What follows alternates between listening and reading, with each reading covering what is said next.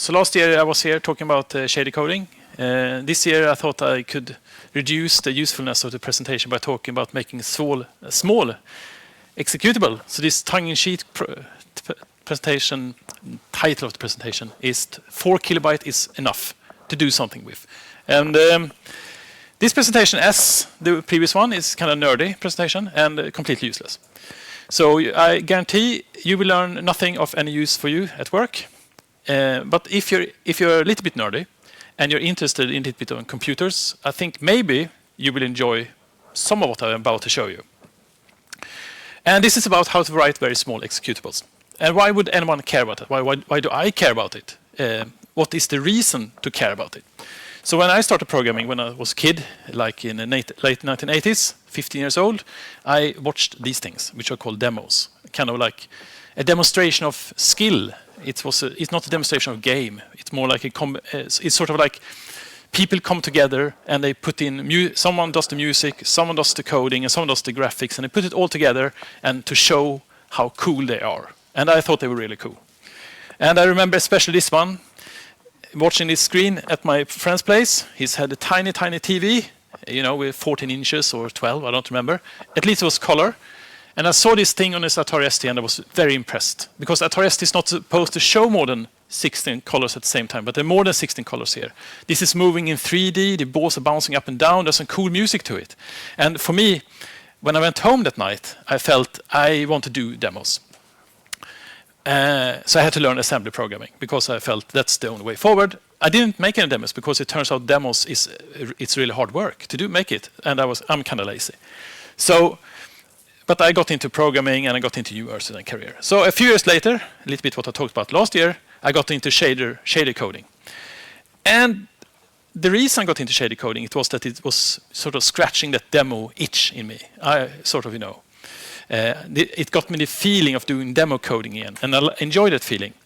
But if I want to make a demo, and I don't put any restrictions on myself, it's impossible to make something noteworthy, because whenever people are in the demo field, they seem to have infinite amount of time, infinite amount of energy, and infinite amount of talent.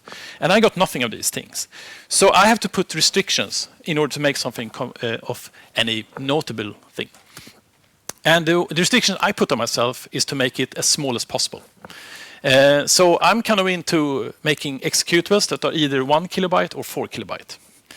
And that's good, right? Because if you give yourself just 64 kilobytes, you have to put in a year or more of effort in order to fill that thing, because you can get so much into 64 kilobyte. But if you try to do something in 1 kilobyte, it's hard just to open a window in 1 kilobyte. Let it do something cool. And sometimes when I'm a little bit lazy and don't, a little bit bad diet, I don't know, I do 4 kilobyte because it's much easier to do so. So this presentation is about try to create an executable that is less than 4 kilobyte that does something. And what can be more easy than doing a Hello World program? That should be easy, right? Because it's very, very simple. So I'm not going to use .NET today. I'm going to use C++, because in this kind of competitions, it's typically the language of choice. There are a lot of people that use .NET in the demo scene, but not for this particular category of things. So let's see if I can click the right button here, create new project. I'm going to create a C++ app, and I'm going to click Hello World. And we've already done almost. This is a Hello World C++. I'm going to remove these comments that might not help so much, and I'll also return 0, because I think that's weird that you don't return something. And I'm going to compile it. At least I thought so. Compile. Build solution. Shortcut didn't work. And then I'm going to find the solution here on my hard drive. And where did I put it? I think here, perhaps. Yes.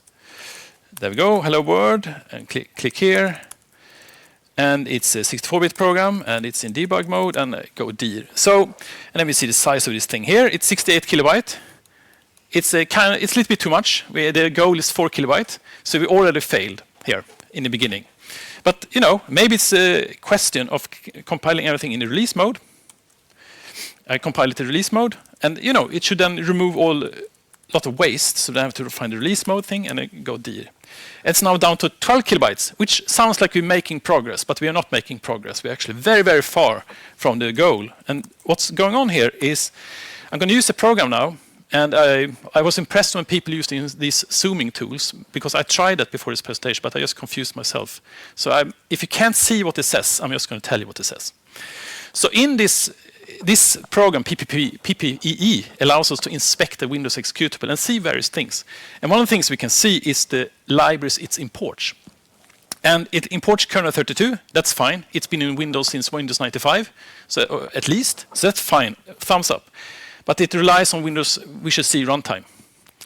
And we're not allowed to rely on Visual C runtime. So this executable, even though it's too big, but it's also disqualified. But we can fix that. We can click here, and there are billions of settings, but I trained on this. So I should find this rather quickly. And I'm going to switch this now to then compile the C runtime into the Windows into the executable, and we will see what happens. So I go dir, and the file is now 202 kilobytes. Remember, the goal is 4 kilobytes. So that's not so good. But at least it works. It prints hello world. And another thing we can see that happened here is that it actually now, we got a little bit of improvement, because if I look at the import here, it only depends on kernel 32 DLL, and that's okay. But it's just way too big. And the problem for us is that the C runtime is just too big. We have to remove it. And good for us, in C++, we can then say, I don't want to use C runtime. Now, the drawback by doing this thing here is that we cannot use any functions that are pre-built in C. So, but we can fix that. We just implement them ourselves. I compile, and then it complains, among other things, that I'm using C++, because I'm not allowed to anymore, because I'm not including the C runtime. And I compile again, and then it complains that we have some security features, and we don't care about security, we only care about size. So let's turn off security features in C++. And I think it's here. Yes. Go away. No security. And then we are going to rename this function here. And now it compiles again. Amazing. Let's see. Look at the size. And now we made some serious progress here. The program is just 2,500 bytes. Huge progress. The problem is it's not doing anything anymore. So that's a drawback. But I can make it do something, and I can make it return 1, 2, 3. And I'm going to run it, and then I can use this code here. So I can get out 1, 2, 3. You see it down 1, 2, 3 here. So we made a program that returns 1, 2, 3, and it's just 2 kilobytes. Amazing. Amazing. Now, but at least it's possible to do something in 2 kilobytes.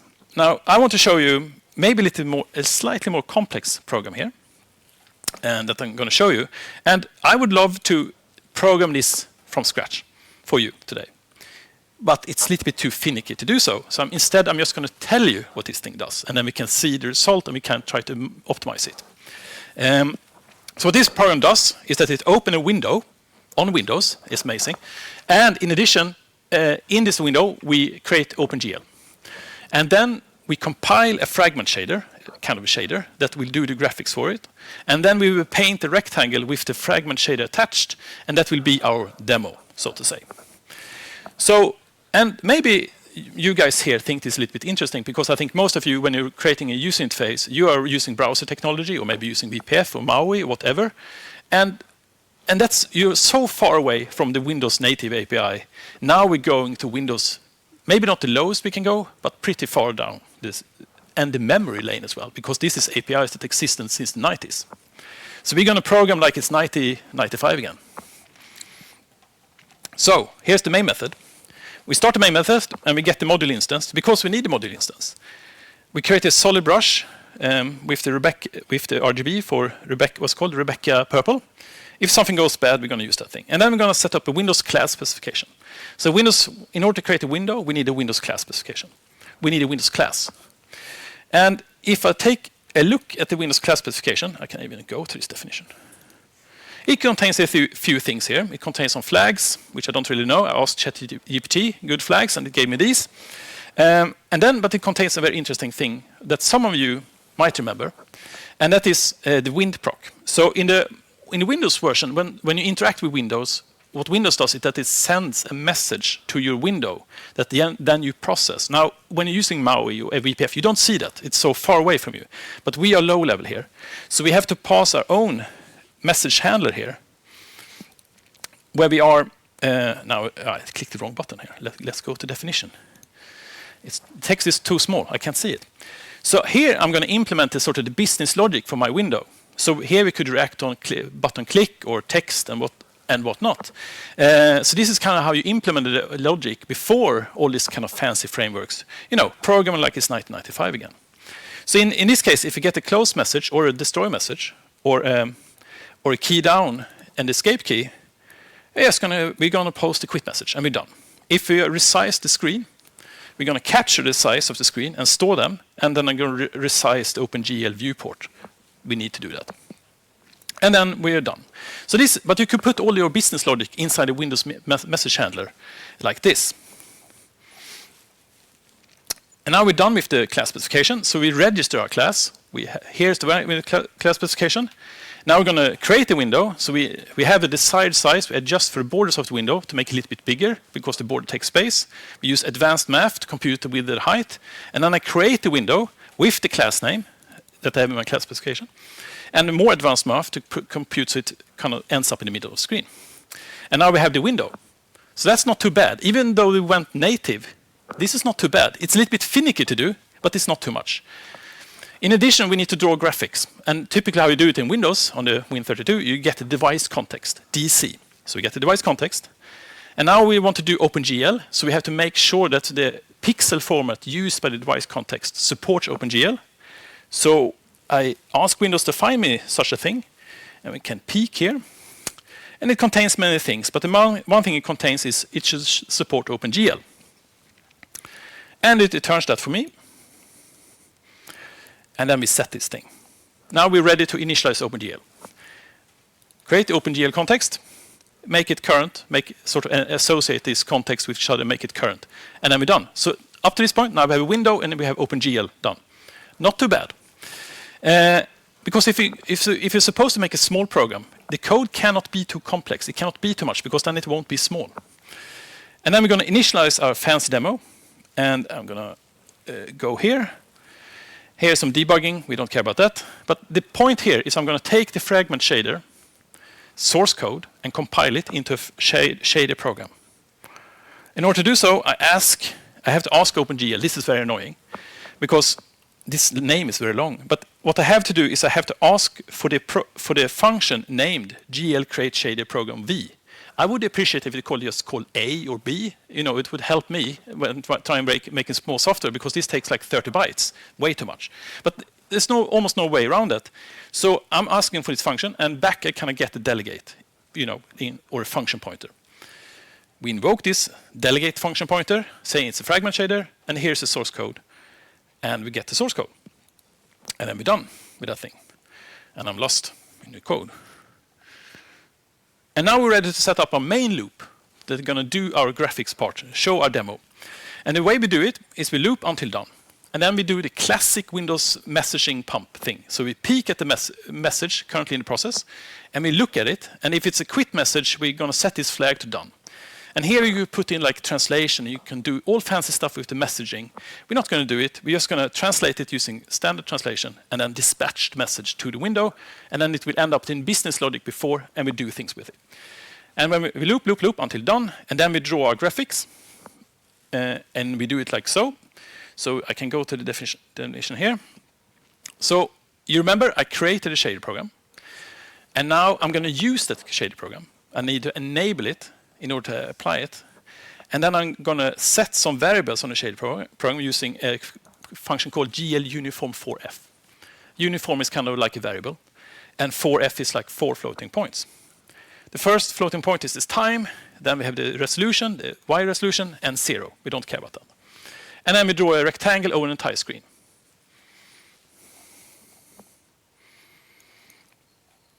Not so complicated so far. And then when we're done, we do what we, let's see if we can find the program. Here we go. When we're done, we just bail out. Windows will clean the resources for us. We don't waste bytes on cleaning up after us. We let Windows handle that. So now I ask you, are you now ready to see our fancy graphics? Yeah, I guess so. It's very, very fancy. So here we have some kind of tunnel, and I can move it around because I'm handling the messages. Because you remember, I'm handling these messages. So I can resize it, handling the resize option. And this is the fragment shader that you see going. So all the graphics happen in the GPU on the fragment shader part. The C++ code is just to hook up all of these things. It got nothing to do now, almost, except just running this over and over again. And this is a basic, like I love to say it, it's just a ray tracer. That's a good phrase. But now the big question is, how big is it? Let's compile the release mode, because we care about release mode. I'm going to look at how big the code is. Now I need to find it again. Was it here? And I think it was here. Here, no, that's the wrong one. Oh, and I should type D as well, CD, I mean. And I go 4K, go D, and I go into release mode. And we see the Windows is just way too big. It's kind of cool, like, but it's 100 kilobyte. It's just 96 kilobytes too big. But the problem here is that I'm using the C runtime. So I'm going to switch to a different build mode, a different build configuration where I have disabled the C runtime. I'm going to compile it again. So we can't use the C runtime. It's just wasting too much space. So I need to switch to this thing here. And now it's 16 kilobytes. Huge improvement. We saved 84 kilobytes by just removing the C runtime. It's still too big, right? But at least we're making progress. And it still works, amazingly enough. So how do we get it down below? Now, in C++, when you're compiling a C++ code, you run a compiler, and it creates an object file. But it's not a complete executable. Then in the last process, you run a linker that takes all the object files and build an executable. That is the final executable. Now, and the built-in linker, it's good, but it adds a lot of unnecessary metadata and a lot of strings to the final result that we don't care about. We only care about the size. So we're going to use a specialized version of the linker called Crinkler. Very good name. So I'm going to enable Crinkler here, hopefully. I'm able to do so.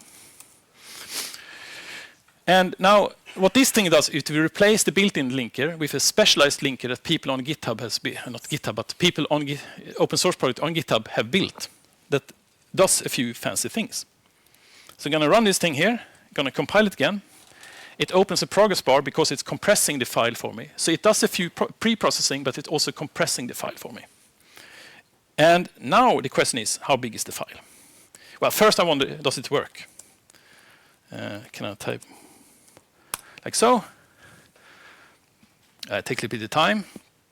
Ah, good. The demo ghost or whatever didn't hit me this time.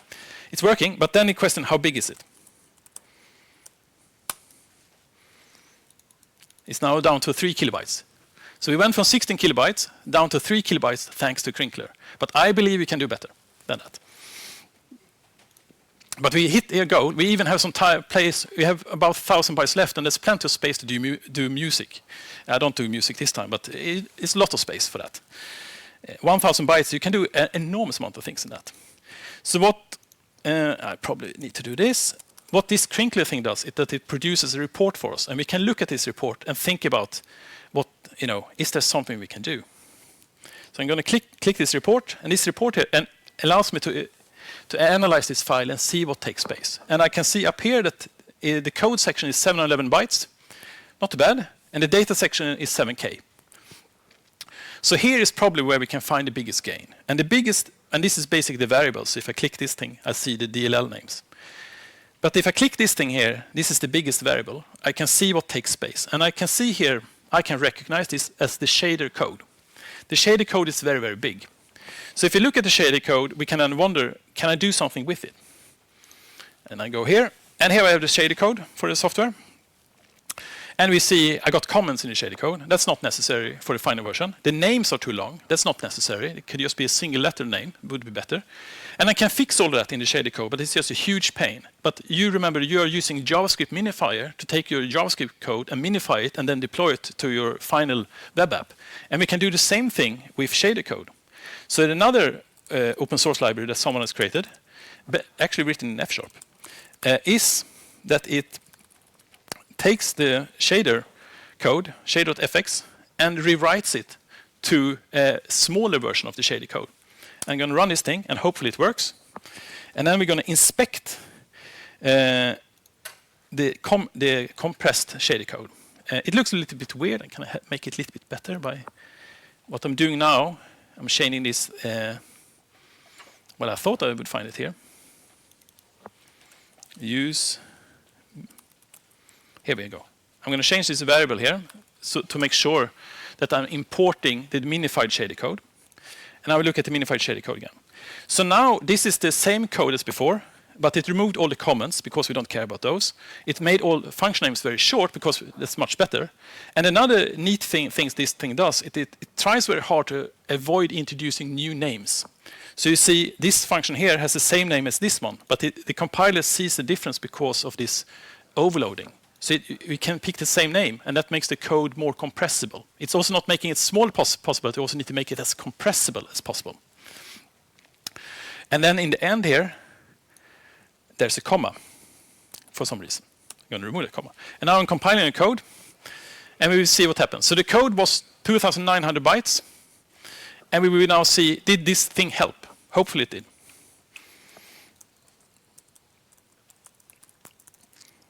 I'm in the wrong folder, so I need to go to the crinkly folder.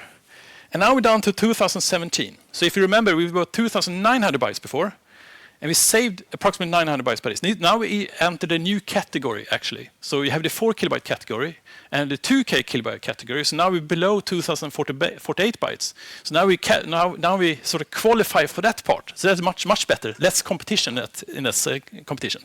So much better for us to do so. But I think you can do even better than this, really. And so what you do with this, but we can look at the report again. So this is a report of the file, and you might remember, but it said 6 kilobyte here before, 7 kilobyte. And you might remember that this file here was about 3 kilobytes. So we went down from 6,000 kilobyte, 6 kilobyte, to 3 kilobyte by doing the shader minifier.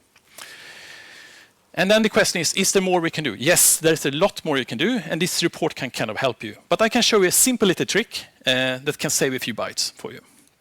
So we open up this function here, and this is the main method, and this is glorious x86 assembler. We don't use 64-bit assembler because it's too big. So 8 bytes for a pointer, way too much space. Can't do that.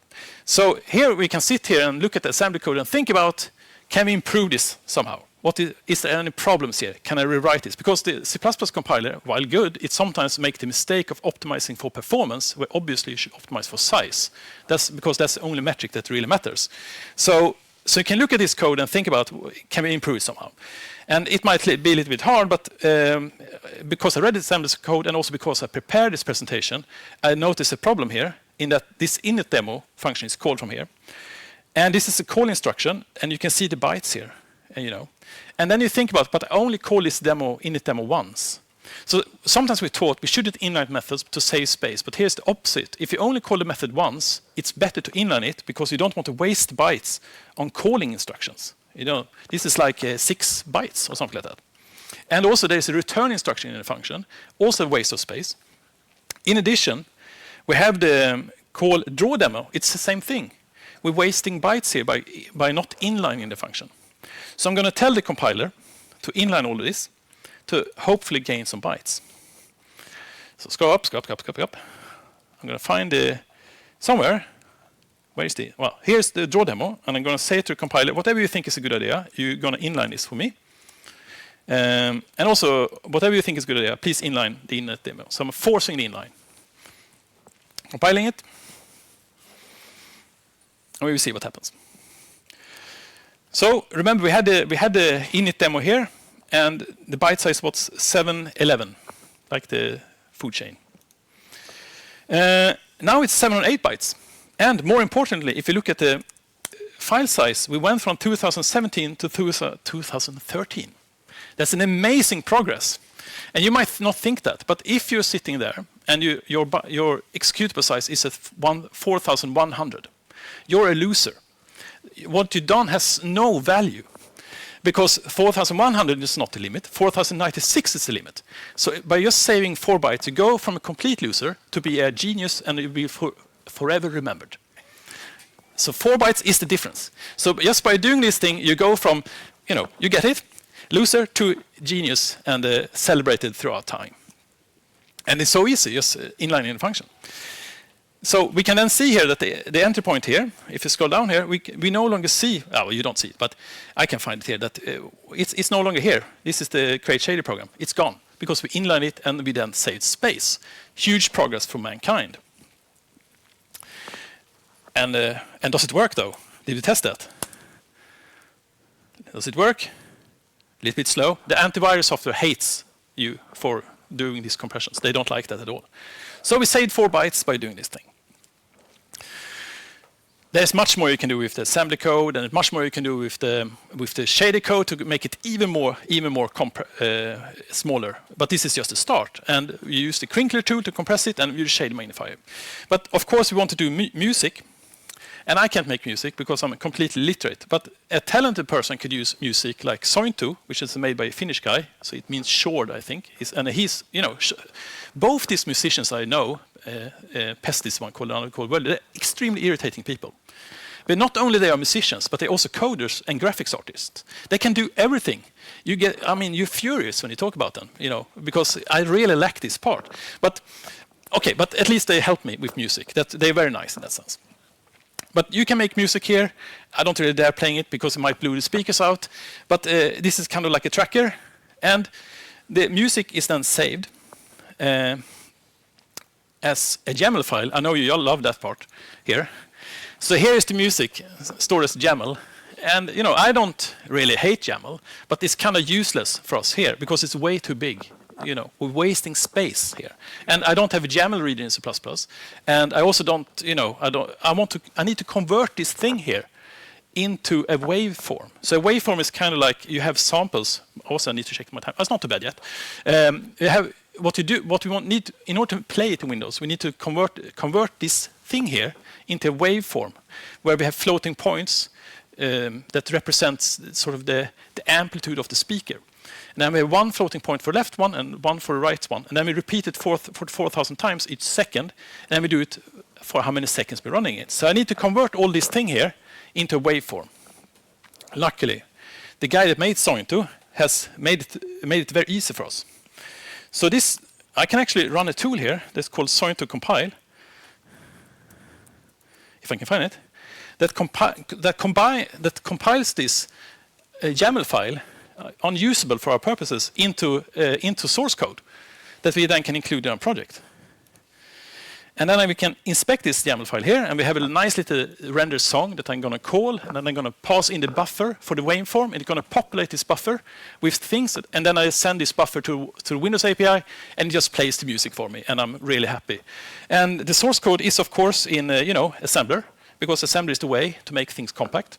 So this guy that built this thing, he sort of compiles all of this music into sort of an assembly code that does all of this thing, and he tries to optimize the size and make it really compact, and it's really, really advanced stuff actually. And he put a lot of effort into this thing here. And of course, for you that I know everybody here knows, your x86 assembler, right?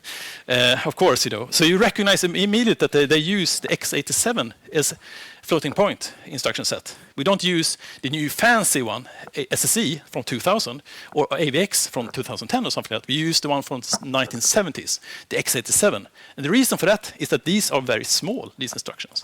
The new instructions, they're just a waste of space. No need for them. Maybe they are faster, but who cares about that?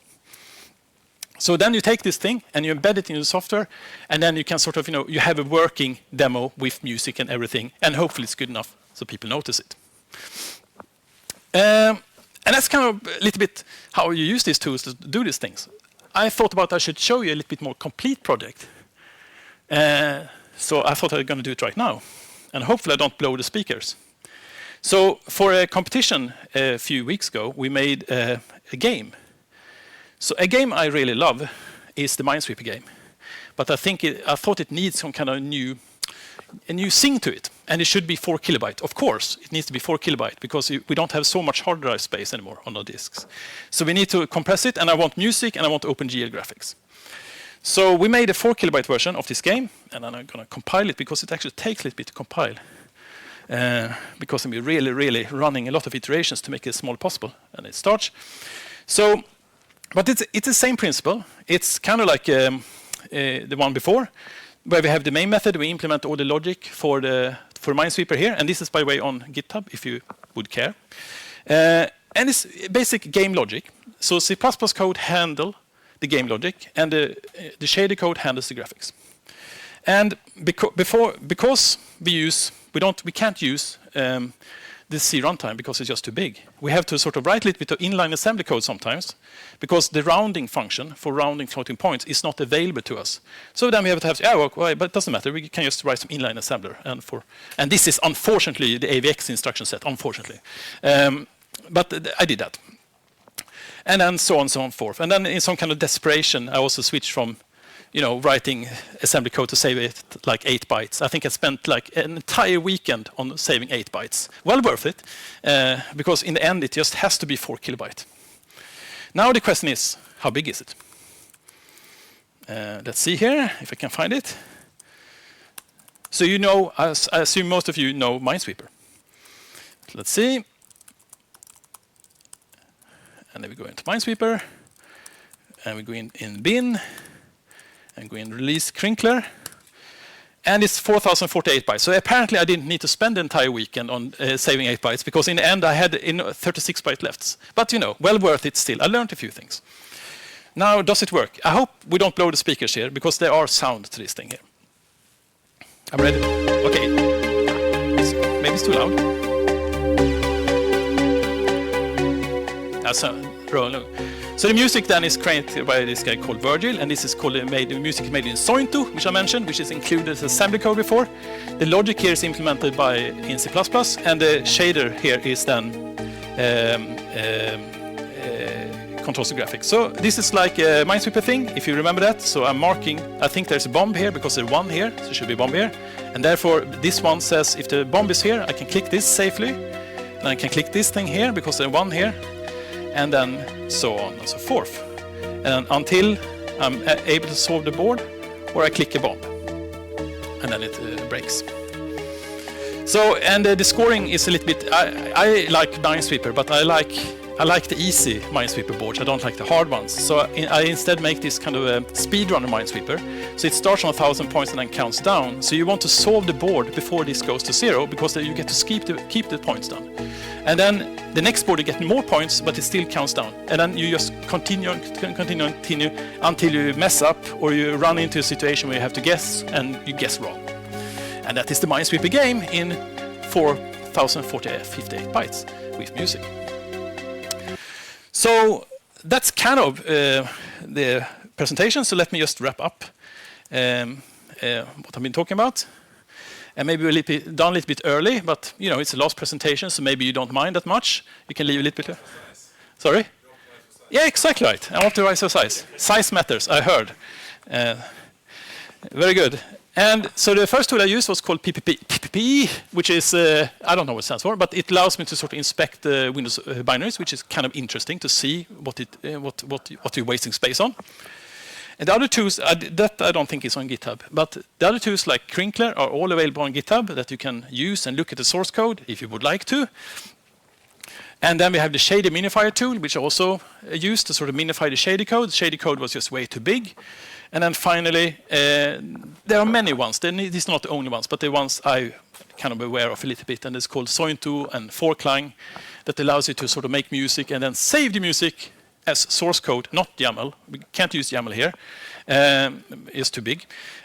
And then use it as source code in our production, and because we need music, of course. And I guess, with that said, I'm kind of ran to the end here. So that's it, guys and girls.